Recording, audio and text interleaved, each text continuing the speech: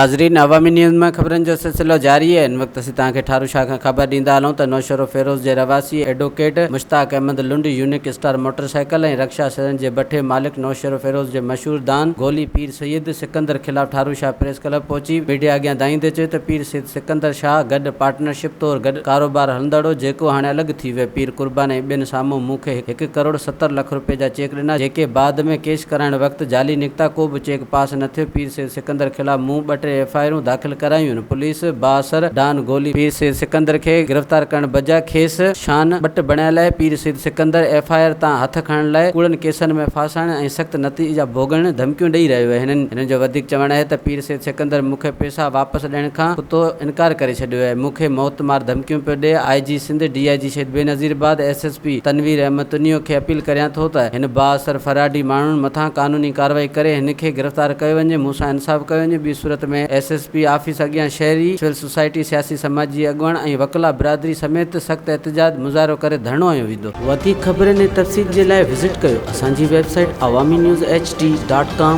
ऐं ॾिसंदा रहो अवामी न्यूज़ HD।